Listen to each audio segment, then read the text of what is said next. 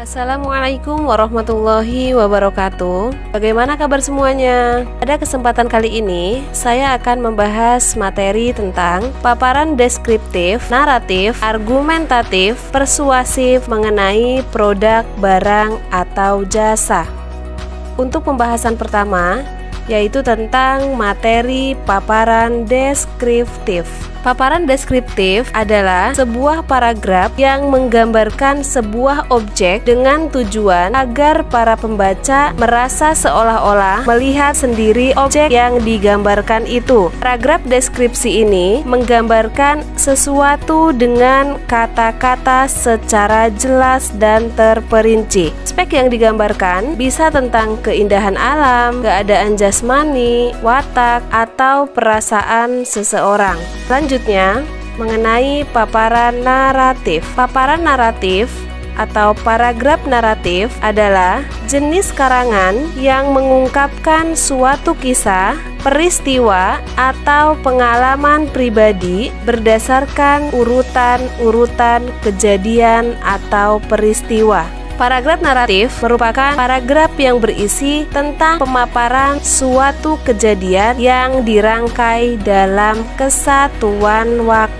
Selanjutnya, paparan argumentatif. Paparan argumentasi atau argumentatif di sini adalah sebuah paragraf yang gagasan utamanya dikembangkan dengan memaparkan pendapat, ulasan, pokok bahasan, dan ide pribadi penulisnya. Tujuan dari paragraf argumentasi di sini yaitu untuk meyakinkan serta mempengaruhi pembaca agar mempunyai pendapat yang sama dengan pendapat penulis.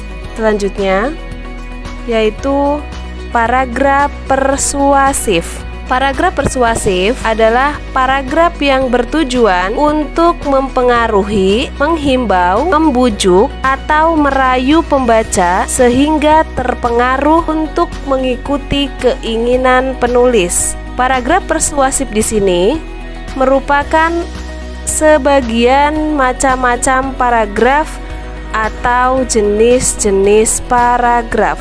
Selanjutnya, di sini ada jasa. Jasa adalah setiap tindakan atau perbuatan yang dapat ditawarkan oleh suatu pihak kepada pihak lain, yang pada dasarnya bersifat tidak berwujud fisik dan tidak menghasilkan kepemilikan sesuatu. Produk jasa di sini bisa berhubungan dengan produk fisik maupun tidak.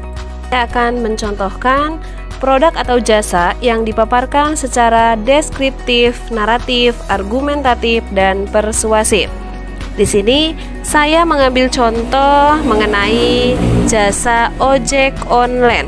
Yang pertama, secara deskriptif atau deskripsi. Ojek online memiliki kelebihan dan kekurangan yang harus kita ketahui sebelum menggunakan jasa tersebut. Kelebihan dari ojek online yaitu terdapat 3 layanan yang disediakan. Yang pertama adalah jasa instan kurir, yaitu jasa pengantaran barang. Lalu ada juga jasa shopping. Jadi pelanggan dapat meminta tukang ojek untuk berbelanja. Dan yang terakhir adalah jasa standar dari ojek online tersebut, yaitu transport atau jasa mengantarkan pelanggan ke tempat tujuan mereka. Semua layanan ini dapat diakses dan dipesan melalui aplikasi dari smartphone pelanggan. Disinilah kemudahan yang diberikan oleh ojek online kepada pelanggannya. Melalui aplikasi pemesanan ini, pelanggan dapat menentukan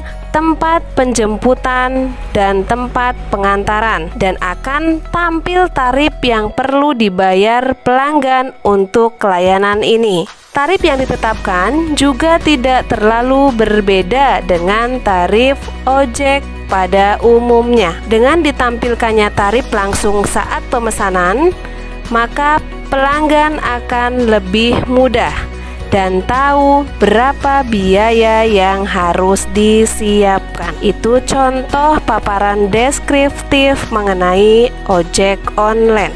Yang kedua, secara naratif. Di zaman sekarang, banyak orang bepergian menggunakan kendaraan pribadi, namun seringkali terjebak macet. Maka dari situ kebanyakan orang menggunakan alat transportasi yang canggih, yaitu seperti ojek online. Kemudian, secara argumentatif, pengalaman saya pribadi menggunakan jasa ojek online sangatlah memudahkan hidup dan memangkas biaya transportasi dengan sangat signifikan. Memudahkan karena kita bisa lebih cepat mendapatkan tumpangan dan bisa berkomunikasi dengan drivernya.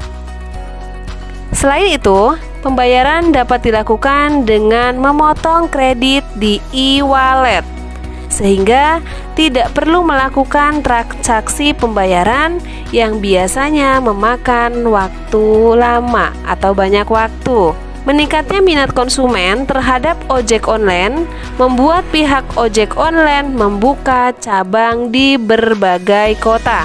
Misal, kota Bandung, Bali, Surabaya, dan Makassar. Tidak menutup kemungkinan ojek online akan membuka cabang di berbagai kota lainnya.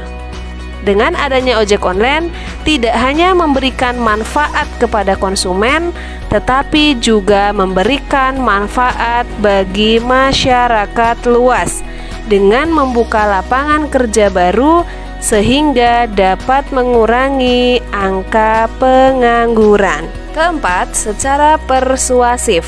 Dengan adanya ojek online dapat memberikan kenyamanan dan mempersingkat waktu Anda, sehingga tidak perlu lagi menunggu kendaraan terlalu lama karena dengan ojek online dijamin terhindar macet sampai tujuan.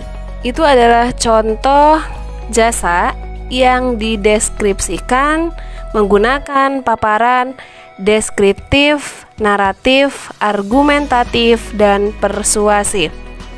Saya cukupkan untuk pembahasan kali ini. Wassalamualaikum warahmatullahi wabarakatuh.